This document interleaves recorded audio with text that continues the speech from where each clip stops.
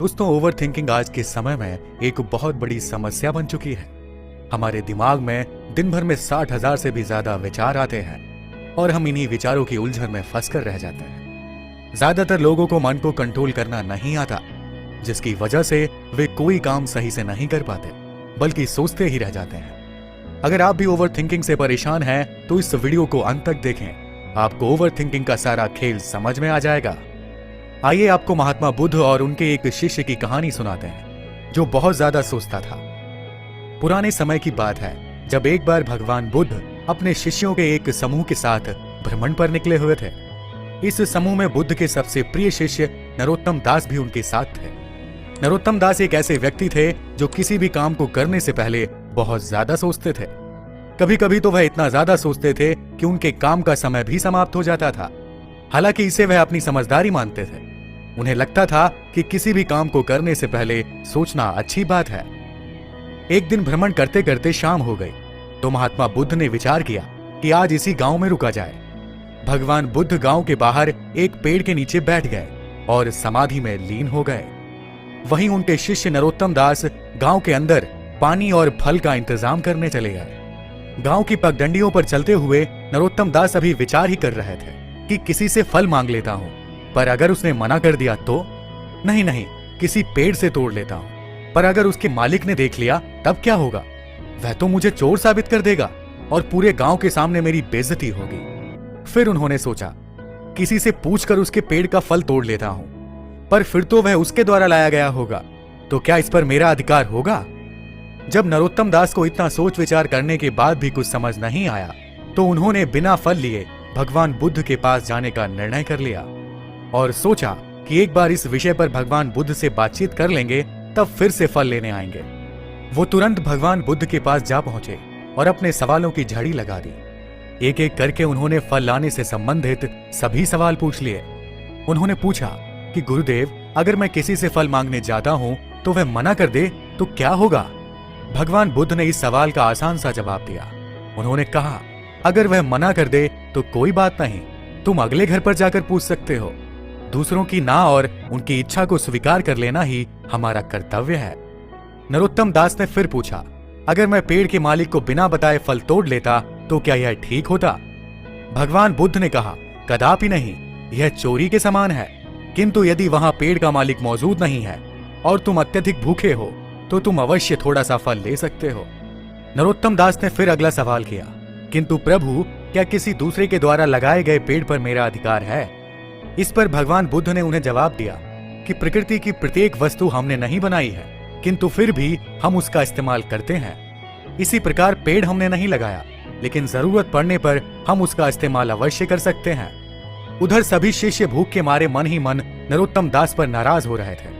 उनमें से एक शिष्य ने भगवान बुद्ध से कहा, आप इनके प्रश्नों के उत्तर दें, तब तक मैं फल का इंतजाम करके लाता हूं। लेकिन भगवान बुद्ध चाहते थे कि आज नरोत्तम दास के इस ज्यादा सोचने वाली आदत का समाधान हो ही जाए। इसलिए उन्होंने दोबारा नरोत्तम दास को ही गांव में भेजा। एक बार फिर अपने सभी सवालों के जवाब लेकर नरोत्तम दास गांव की ओर निकल पड़े। जब वे गांव के अंदर पहुंचे तो उन्हें लगभग हर तरह के फल, जैसे आम, अमरूद, केला इत्यादि फलों के पेड़ दिखाई दिए।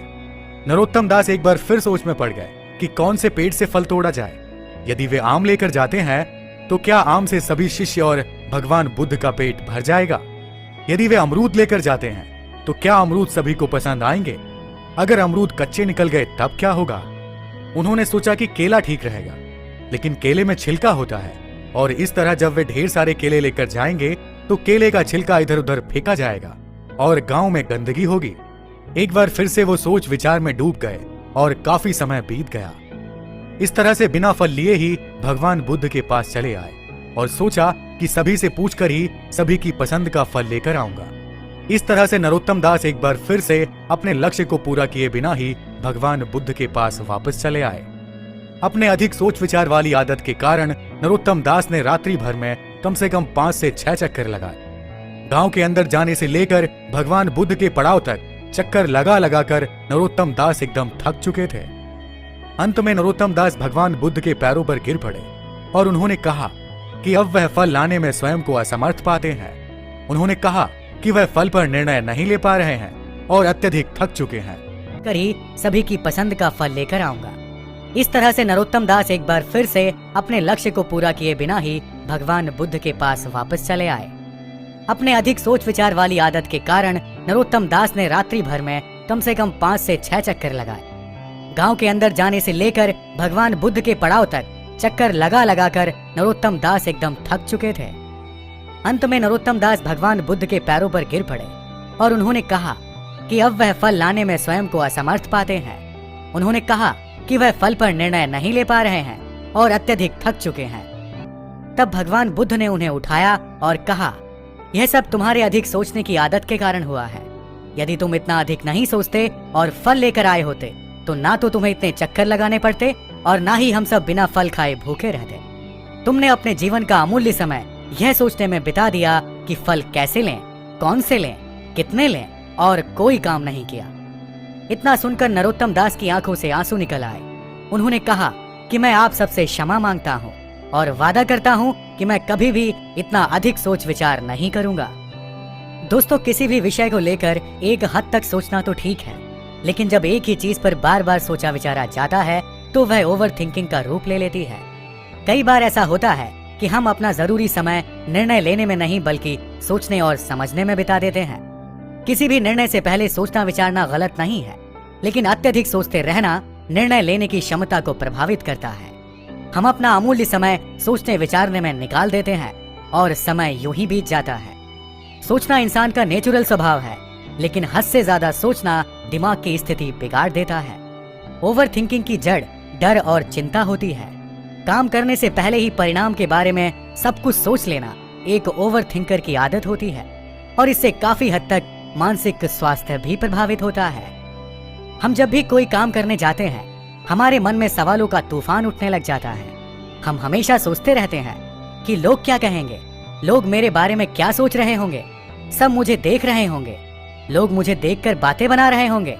ऐसा सोचकर हमारा सिर शर्म से झुक जाता है। हम जो भी करते हैं, हमारा ध्यान उस काम में न होके हमेशा चिंता करने में व्यस्त रहता है, जिसकी वजह से हमारा आत्मविश्वास कम हो जाता है और हम और भी परेशान हो जाते हैं और खुद को कोसने लग जाते हैं। लेकिन असल में कोई भी हमारे बारे में सोच नहीं रहा होता। लोग अपने बारे में सोचने में इतना बिजी हैं कि उन्हें हमारे बारे में सोचने का समय ही नहीं है। दोस्तों, हम अपनी कमियों और गलतियों को जितना करीब से देखते हैं उतना कोई और नहीं देख सकता। हम लोग खुद अपने सबसे बड़े क्रिटिक हैं और बार बार सोचकर अपनी गलतियों को अपने दिमाग में बड़ा बना लेते हैं। जब भी विचारों के चक्रव्यूह में फंस जाओ और विचारों को शांत नहीं कर पाओ तो उनसे लड़ने की जगह अपना मन किसी क्रिएटिव काम में लगाओ। कुछ ना कुछ ऐसा करो जहां तुम सब कुछ भूल कर पूरी तरह से उस काम में फोकस कर पाओ।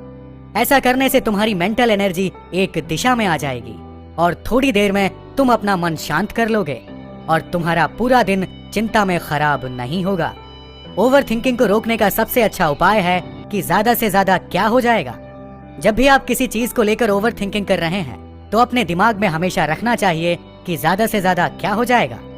मान लीजिए आप किसी सभा में बैठे हैं और वहां आपको एक बड़े बुजुर्ग से सवाल पूछना है और आप वहीं पर बैठकर ओवर थिंकिंग करने लगे कि क्या होगा अगर सब मुझ पर हंसेंगे, क्या होगा अगर मेरा सवाल बेकार लगेगा, क्या होगा अगर वह बुजुर्ग मेरे सवाल का जवाब नहीं देंगे। आप इन सभी प्रश्नों के उत्तर खुद देने का प्रयास कीजिए कि ज्यादा से ज्यादा क्या हो जाएगा। ज्यादा से ज्यादा लोग मुझ पर हंसेंगे, फिर थोड़ी देर बाद सब कुछ भूल जाएंगे। ज्यादा से ज्यादा अगर मेरा सवाल स्टूपिड लगेगा तो मुझे पता चल जाएगा कि मेरा सवाल गलत है। उस बुजुर्ग ने अगर मेरे सवालों के जवाब नहीं दिए तो ज्यादा से ज्यादा क्या हो जाएगा, मैं फिर कभी प्रयास कर लूंगा। इस तरह से अपनी ओवर थिंकिंग को सकारात्मक सोच देकर अपनी सोच को सही दिशा में ले जा सकते हैं। दोस्तों, आशा है कि इस कहानी से आपने बहुत कुछ सीखा होगा और उसे सीखकर अपने जीवन में भी अमल में लाएंगे। आज की कहानी में फिलहाल इतना ही। मिलते हैं एक और नई कहानी के साथ, तब तक के लिए